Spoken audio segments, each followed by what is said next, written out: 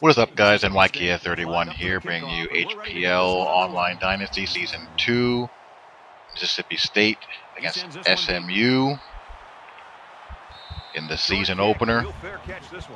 Running and shooting as usual. And I'm sitting here using this video as the backdrop for a little bit of commentary on the Oregon Ducks as I watched them against Stanford here. And same song, different verse when it comes to Oregon against physical teams. Oregon does not like getting hit, and we've seen this for a while now. We've seen this in the BCS championship game against Auburn.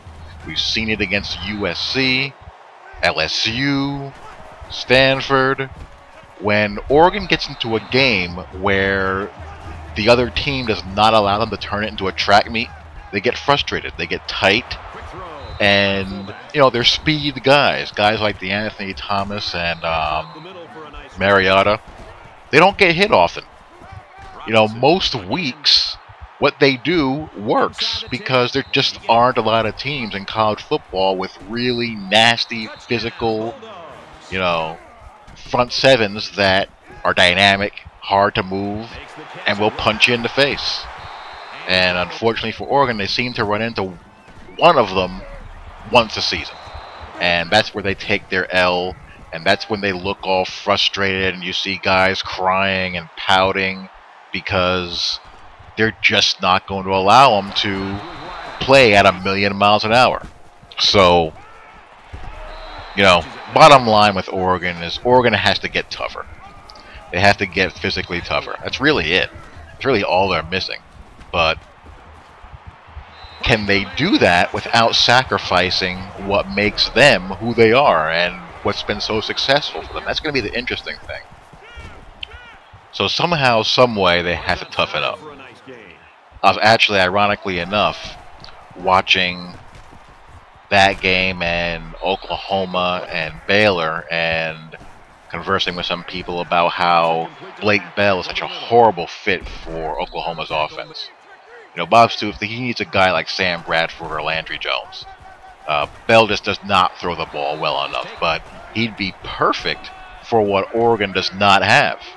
He'd be a great, you know, red zone, wildcat quarterback, kind of like a Tebow type who can be your dive back from the quarterback position.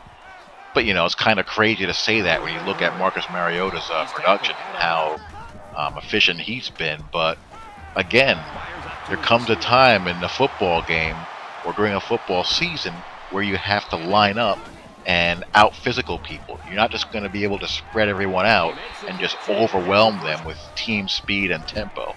You're going to run into a couple of games every season where you're going to have to grind, and Oregon has shown they're not a good team in those kind of games. Let me flip gears a little bit and talk about OU and Baylor. I said earlier that I believe that when all is said is done, Texas, despite everything, is going to find a way to win that conference. I'm going to stick to that.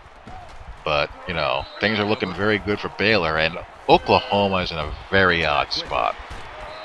Bob Stoops has been there for a very long time now. He's had a lot of success there. It's hard to knock Bob Stoops' career. He's not a bad coach. I do feel like he has a lot of coaching left in him, but I kind of think that he's run his course there. He's kind of plateaued, and it might be time for a fresh coat of paint at Oklahoma. I don't think the game has passed him by like a Bobby Bowden or a Mac Brown, but something is off there. They've kind of leveled off into that, you know, not quite contending for a national title, but not in the bottom half of the top 25 either. They find a way to lose 2 or 3 games every year. That's the kind of team they are now. They haven't had a real big-time run in quite some time.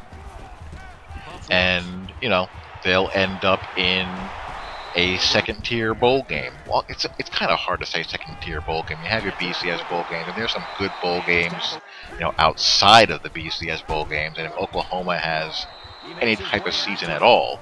They'll end up in one of them, but as far as making noise and getting into a BCS bowl game, you know, it's been some time. It's been a while now since that Fiesta Bowl against Boise. So that's my take on the two big games from this Thursday evening. Very unusual that you have two games of that magnitude on a Thursday evening. I can't remember the last time that happened, but it was good to see. And it's going to be interesting to see how high Baylor climbs, how far Oregon falls, and what to make of Stanford. Stanford has one loss, and you can pretty much cement them as the best one-loss team as of right now. I mean, we don't know what's going to happen with Alabama, LSU. That's going to be a fascinating game. But I think Alabama, it's just foolish to pick against Alabama until they actually drop the ball in a big spot. So Alabama until further notice. But I'm looking forward to seeing how high Baylor can climb, how far Oregon falls, and whether Stanford can stay in this mix as, in my opinion, the best one-loss team. So this game is winding down multiple possessions here on a fateful quick option pitch. I got to get that play out of my playbook. I just have a hard time getting a clean read on it, and I put the ball down on the floor more times than not on that play. So we'll get dropped for a loss. So no more quick option. But anyhow, I don't get the onside kick, and I end up falling short. So more OS Vets Madden playoffs coming up. I'm going to do a video on this craziness going on with the Miami Dolphins. I got some thoughts on that. And I got some run and shoot vids in the pipeline as well. So all that will be coming up fast and furious over the next few days. Hope you guys enjoyed it. Talk to you all later. Peace.